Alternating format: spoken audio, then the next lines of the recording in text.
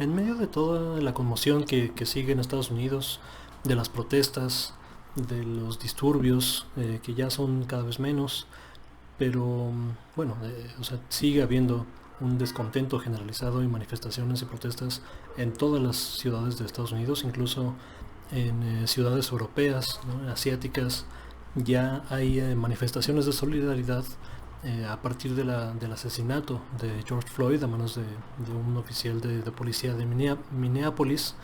Y bueno, digo, o sea, él es el principal, pero también fue asistido, ¿no?, por sus compañeros que eran, si no mal recuerdo, tres personas, tres oficiales que estuvieron ahí, pudieron hacer algo y no lo hicieron. Este policía obviamente era, es todavía, ¿no?, un descerebrado, un desquiciado, un maniático, un sociópata. y y bueno, o sea, digo, ya hay investigaciones en su contra, ya está aprendido. Los oficiales que lo ayudaron en este asesinato todavía no, están solamente separados del cargo, pero no se les ha imputado algo como tal. Pero bueno, en medio de este panorama surgieron un par de datos que me parece importante compartir. Y es este. Dice, ¿usted cree que la ira que ha llevado a estas protestas está justificada? Y vemos que 78% de la población, por lo menos de la muestra, ¿no?, de esta encuesta, dijo que sí está justificada, solo 18% no. Digo, esto sorprende por el número, ¿no? O sea, 78, o sea, 80% de la gente dice que sí está justificada la ira que lleva a estas protestas, pero me sorprende todavía más la que sigue, que esto sí lo lleva un punto más allá.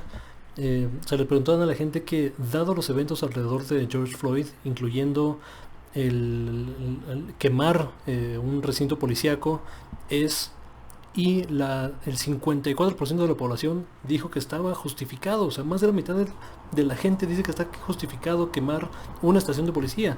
Solamente 38% dijo que no, y el resto pues debe ser no indecisos o no respondió. Esto es relevante porque aquí hablamos de un estudio que se hizo a finales de 2019, me parece que en octubre de 2019, donde ya 40% de la población identificaba que las instituciones no estaban funcionando para ellos, ¿no? Incluso, o sea, el statement, ¿no?, el enunciado que les dicen si estaban de acuerdo o no, el más radical de ellos era algo así como let it all burn, o sea, ya deja que se queme todo, ¿no?, y a la fregada, y hacemos nuevas instituciones. Y esa fue la respuesta que tuvo 40%, ¿no? Digo, 2019, donde a finales pues de 2019, pues digo, todos éramos felices, ¿no?, aparentemente. Digo, no estaba el coronavirus, todavía no había este rescate, ¿no?, hacia las grandes corporaciones que se dio en Estados Unidos, un robo material, o sea, un traslado de riqueza impresionante de la clase media y de la clase trabajadora hacia las corporaciones. El 90% de los trillones, bueno, son trillions allá, ¿no?, aquí serían billones, o sea, 12 ceros, o sea, 1 millón de millones es o sea, lo que están manejando acá. Creo que fueron 5 millones de millones lo que se gastó, ¿no?, para estímulos, ¿no?, como tal. En el fondo son rescates, es corporativismo, porque 90% de estos beneficios fueron para las grandes corporaciones. Solamente el 10% de los beneficios, que significa un pago de $1,200, un pago único de $1,200, o sea, por lo que dura la pandemia, fue directamente a la población, ¿no? Este pago de $1,200, por supuesto, no significa absolutamente nada en ciudades grandes, ¿no?, como en Nueva York, Los Ángeles, San Francisco, digo, El Paso, ¿no?, incluso o sea, Austin, o sea, todas esas ciudades que tienen un costo de vida más elevado. De $1,200 a veces no es ni un mes de renta.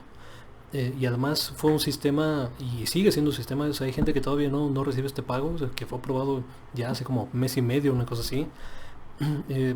Pero ves la disparidad, ¿no? O sea, porque digamos, este rescate fue una decisión consciente, ¿no? O sea, no, digo, y además que le quita la máscara a la mayoría de la población, cuando la retórica es, o sea, oye, ¿por qué no tenemos un sistema público de seguridad social, ¿no? ¿Por qué no tenemos cobertura universal de salud, por ejemplo? Y la respuesta de ambos partidos políticos, o sea, por lo menos del establishment de los partidos políticos, es ¿cómo vamos a pagarlo? O sea, ¿de dónde va a salir el dinero? Sí, y ahorita pues se cae la máscara porque o sea, son no un rescate trillonario, ¿no? Trillions se fue hacia las corporaciones. Entonces dices, güey, pues, o sea, pues sí había lana, ¿no? O sea, porque todos los programas sociales, ¿no? Digamos, educación gratuita, ¿no? Estancias infantiles, digo, de educación gratuita te estoy hablando a nivel universitario. O sea, todo ello se podría pagar, incluso cobertura universal de salud, se podría pagar con tal vez la mitad de lo que significaron estos subsidios para las corporaciones. Entonces se cae la máscara y pues el descontento generalizado se incrementa. Incluso hay una encuesta que se hizo ayer, si no mal, bueno, no se hizo ayer, no se publicó ayer, sobre el qué tan contento estaba la población norteamericana con el status quo y 74%, si no me recuerdo, dijo que está absolutamente desconforme, ¿no? Inconforme con la situación actual y es perfectamente, ¿no? Entendible en esta situación. Pero bueno, ahora hablando de particularmente de las protestas, ¿no? Ya hablamos un poco del contexto, ¿no? General en el que se da este descontento generalizado. Me gustaría hablar de algunas de las propuestas que Campaign Zero, que es una organización cuyo enfoque es la violencia, ¿no? La brutalidad policíaca. Y ellos tienen una lista, de hecho la voy a buscar, ¿no? Rápidamente. Campaign Zero Platform Solutions. Y aquí está, ¿no? Estas son las soluciones, ¿no? Estas son las cuestiones de política pública que ellos identifican como relevantes para solucionar este problema y creo que es lo más importante de este movimiento. O sea, ahorita está en una fase de ira, ¿no? Una fase visceral de salir a las calles, de destruir, no necesariamente destruir, pero sí de protestar, de hacer presión, de hacerse sentir, de hacerse escuchar, que está muy bien, ¿no? Pero si esto no se traduce en una lista de demandas concretas, ¿no? Una lista de solicitudes y peticiones de política pública que afecten materialmente las condiciones que llevaron a este descontento generalizado, pues se va a quedar en eso, ¿no? O sea, van a pasar las semanas y pues sí, ¿no? Fue un movimiento significativo por el discurso, fue un movimiento que habrá valido la pena porque seguramente por lo mediático del caso se va a hacer justicia, por lo menos con este puñado de policías homicidas. Pero no más allá, ¿no? Y tampoco hay soluciones del lado demócrata, o sea, porque digo, pensar que los demócratas son amigos de la gente, ¿no? Y tienen las soluciones y ellos sí están a favor de él, o sea, es una falacia. Por lo menos el poder establecido, la cúpula de los demócratas son probablemente casi tan malos como los republicanos. Recordamos que Black Lives Matter, ¿no? También otra de las organizaciones más prominentes en toda esta discusión, surge con Barack Obama. O sea, eso no, digo, o sea, no quitemos lo del renglón. Obviamente la situación se hizo mucho peor con un supremacista blanco, ¿no? Como Trump, o si no supremacista, por lo menos facilitador y apologista de la supremacía blanca, ¿no? En Estados Unidos, siendo lo más amable posible con la caracterización que tiene, ¿no? Pero bueno, las soluciones como tal. Terminar Broken Windows Policing, ¿no? Este hito, ¿no? Este mito sobre llegar y preguntar después, ¿no? O sea, llega, sería el hombre de acción, ¿no? Y venga y entra y rompe y luego pregunta. O sea, güey, no, o sea, al contrario. En los países que tienen una mejor efectividad, ¿no? Y menos reincidencia delictiva, se enfocan al de-escalamiento de las situaciones, ¿no? Es, a ver, ¿qué está pasando? ¿No? ¿Quién eres tú? ¿Por qué se están peleando? A ver, ¿no? ¿Qué pasa? O sea, esa aproximación es mucho más efectiva en todos los términos que tú me digas. Después, la supervisión de la comunidad, ¿no? Y esto tiene que ver con la policía de proximidad. Eh, ¿Sí es eso? ¿No? Sí. Este, donde, o sea, el policía pertenece a la comunidad o pertenece a una comunidad muy cercana y todo el mundo lo conoce y él conoce a todo el mundo. Entonces eso es un fenómeno que incluso en México se daba, no se tenía, pero fue desmantelado por la corporativización y la, entre comillas, ¿no? Profesionalización de las unidades policíacas, que significa entrenarles para la acción, pero no entrenarles para descargar las situaciones, ¿no? Después limitar el uso de la fuerza, eso es bastante ¿no? Evidente. Eh, Esto es importantísimo.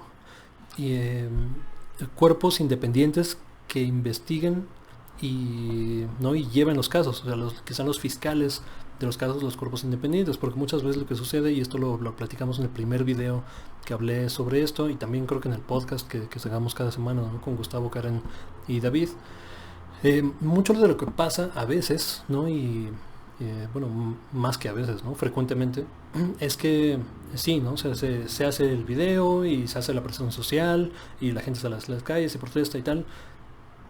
Eh, y lo que hacen los cuerpos policíacos es decir, sí, o sea, vamos a imputarle, ¿no? Este homicidio doloso, ¿no? Y tal, y todo el peso de la ley y esto, pero se hace una investigación interna y resulta que ya nadie es culpable, ¿no? Y pues claro, ¿no? O sea, si todos son tus cuates, ¿no? O sea, vas a investigar a tu cuate, a tu amigo, a tu colega, que lo ves todos los días, lo ves en las fiestas de fin de año, probablemente sus familias se conocen. O sea, pues vas a ser mucho más laxo con esa persona, ¿no? Que si fuera un cuerpo independiente que investigue la cuestión, ¿no? La situación como tal. Después, bueno, esa es, claro, representación de la comunidad.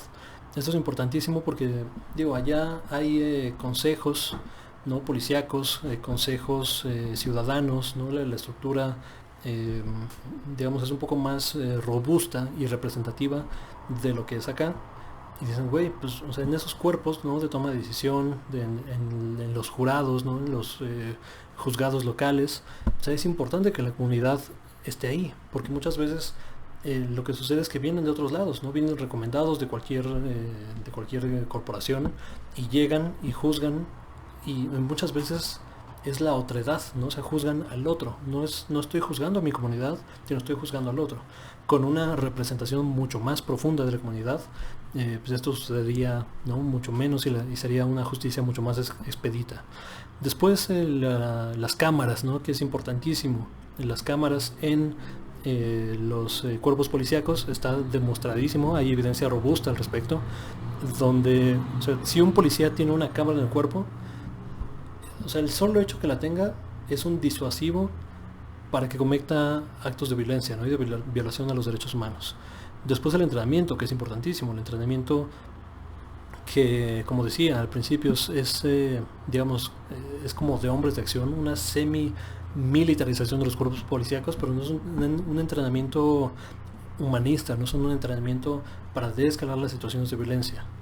Después, bueno, esto es absolutamente evidente. Cuando le quitas el incentivo económico, ¿no? Y que es la propuesta número 8 a los corporativos policíacos, o sea, su objetivo ya no es ganar dinero, sino es pues, ¿no? Cuidar y servir a las personas, ¿no? Y mantener el orden en la comunidad. Cuando le pones un incentivo económico, o sea, ellos quieren patrullar más, porque quieren más armamento, porque quieren más equipo, quieren reclutar más y quieren meter más gente a la cárcel privada, ¿no? O sea, porque eso, digamos, son números que les hacen ganar todavía más dinero. Entonces, quitarles ese incentivo es importantísimo. Digo, esto, o sea, creo que no debería estar de discusión, pero, y sin embargo lo es. Hay ciertas cosas en las que el incentivo económico no hacen sentido, de verdad. O sea, no hacen cero sentido. Digo, y no soy ningún comunista, ¿no? O postcapitalista, o sea, soy un demócrata social. Pero creo que en temas como salud, educación, prisiones y policía, ¿no? Ejércitos, ¿no? Serían las otras. Por lo menos en en ese puñado de cuestiones, el incentivo privado, el incentivo financiero, económico, es perverso per se. O sea, no puedes tener un sistema de salud donde el incentivo sea económico, porque, o sea, claro, o sea, ganas dinero si eres eficiente, si compites, tal, pero ganas más dinero todavía dando un pésimo servicio, negando cuidado, ¿no? Negando la atención y ahorrándote todo lo que puedas, ¿no? Y además sobrecargándonos, haciendo sobreprecio a servicios básicos. Es lo mismo en la policía, o sea, hay cuestiones en las que no hace sentido el incentivo económico, lo siento. Y después la desmilitarización. Esto es importantísimo porque, digo, y es un fenómeno que también está pasando en México. el complejo industrial militar, ¿no? De que se habla y yo hablo frecuentemente en este programa porque es uno de los sectores más poderosos, si no el más poderoso, por lo menos en el interior de Estados Unidos. Está en todos los 50 estados de la Unión Americana, tiene un lobby poderosísimo, maneja cantidades estúpidas de dinero y lo que hace es producir, o sea, producir equipamiento, armas, tanques, ¿no? Etcétera. Todo lo que representa el aparato, el complejo militar, o sea, sigue produciendo. ¿Dónde lo coloca cuando, o sea, no hay una guerra mundial, donde, digamos, es un contexto, digo, ¿no? Entre comillas, ¿no? Relativamente pacífico respecto a una guerra total, ¿no? Y a una guerra mundial? O sea, obviamente hay conflictos y son importantes y se habla de ello, y ahí colocan sus productos, ¿no? Que son armas de guerra, ¿no? Son armas para matar. Pero cuando se acaba ese mercado, o ese mercado no te está demandando más, ¿dónde lo colocas? Y frecuentemente lo colocan en la policía. O sea, están militarizando la policía. O sea, tienen armas que son hechas para destruir, o sea, no para contener, no para disuadir, no para esparcir a la gente, no, para destruir y para matar. Y eso es un fenómeno que cada vez más está ocurriendo en México también, y que hay que detener allá y hay que detener acá. Es la propuesta 9. Y por último, contratos, ¿no? Justos de los sindicatos policíacos. Esto, digo, me parece evidente, pero eso, ahí está. Pero es algo que de lo que se habla poco, ¿no? Que es mejorar las condiciones materiales de los oficiales de policía, ¿no? Brindarles atención de salud, brindarles atención psicológica, porque digo, también hay que ser empáticos con lo que viven, ¿no? Sobre todo aquellos que están en comunidades complicadas y o sea, ven, ¿no? O sea, ven lo peor de la sociedad constantemente. Entonces hay que ser empáticos con ellos, hay que dar las mejores condiciones de vida, ¿no? Porque es un trabajo complicado. Aquí también se es empático con los oficiales de policía, y muchos de los incentivos perversos que tienen para cometer crímenes, ¿no? Y corrupción y abusar de la gente y tal, vienen de que no tienen una vida digna si no lo hacen, ¿no? Digo, no es el principal incentivo, obviamente, pero es importante, ¿no? Importante entenderlo también. Entonces, bueno, lo voy a dejar hasta ahí porque el video resultó un poquito más largo de lo que esperaba. Pero bueno, muchas gracias por atender, ¿no? Quienes hayan llegado hasta este punto del video. Muchas gracias por ver, muchas gracias por compartir, y nos vemos en la próxima.